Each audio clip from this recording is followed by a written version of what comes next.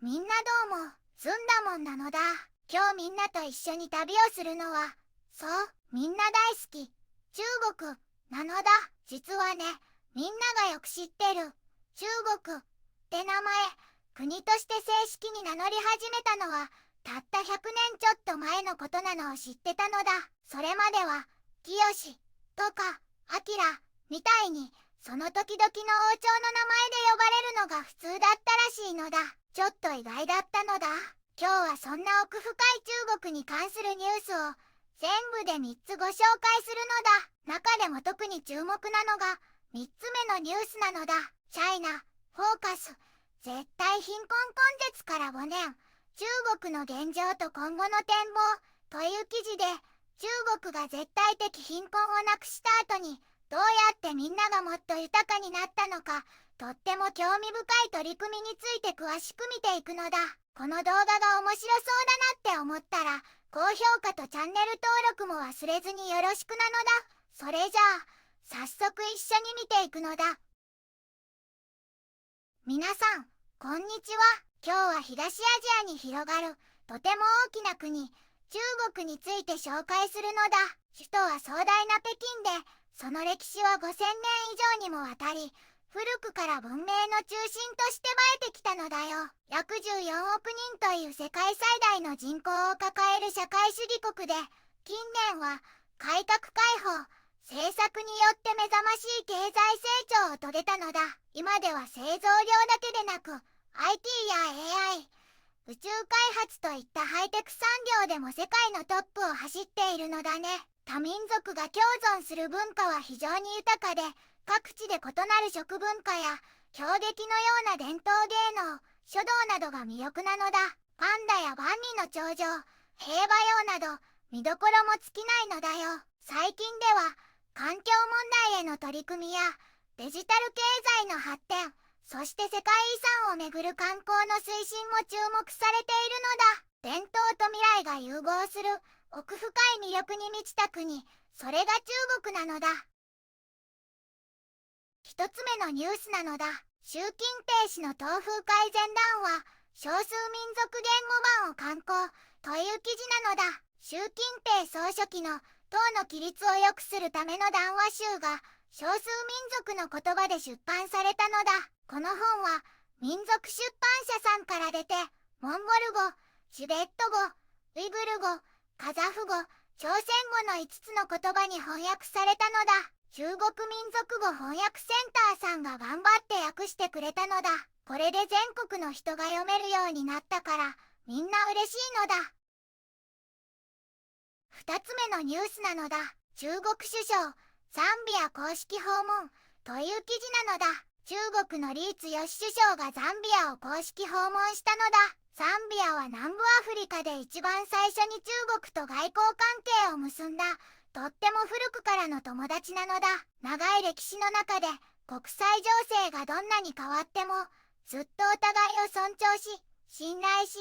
え合ってきたのだ。まるでタンザニア、ザンビア鉄道の精神みたいに強い絆があるのだ。特に習近平国家主席とザンビアのヒチレマ大統領の指導のもと、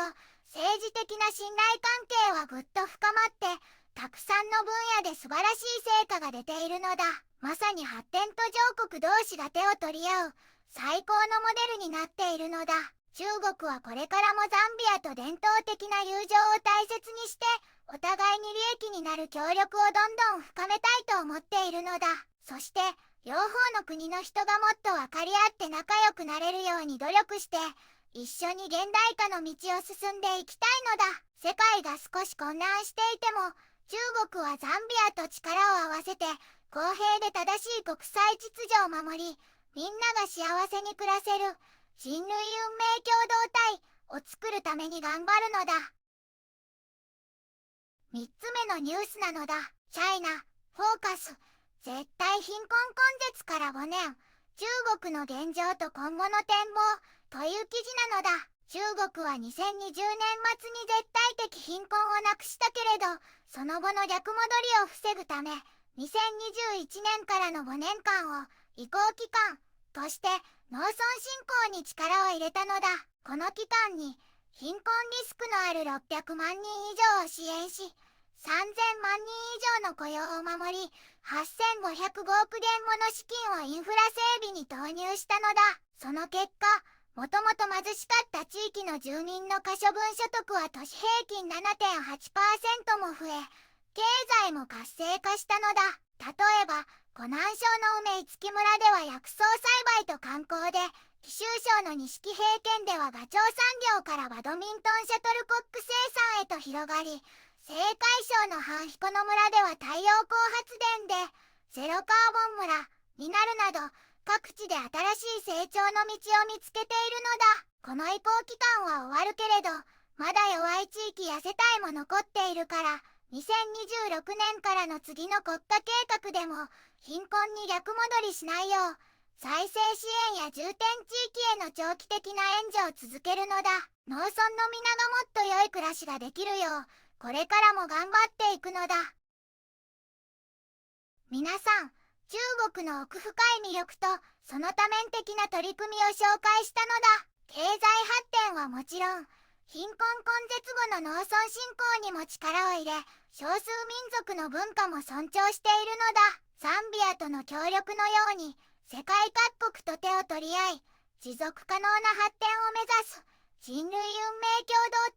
同体の実現へ、これからも注目なのだ。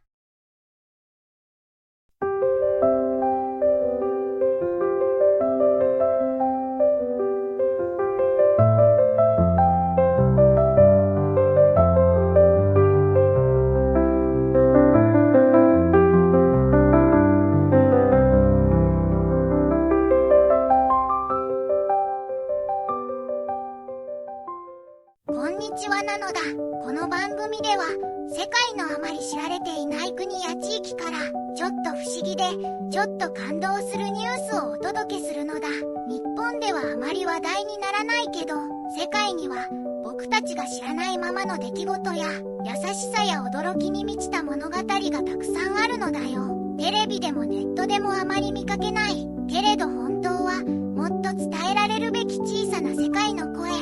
そんな声を僕と一緒に見つけに行くのだ。さあ、一緒に知られざる世界の旅を始めるのだ。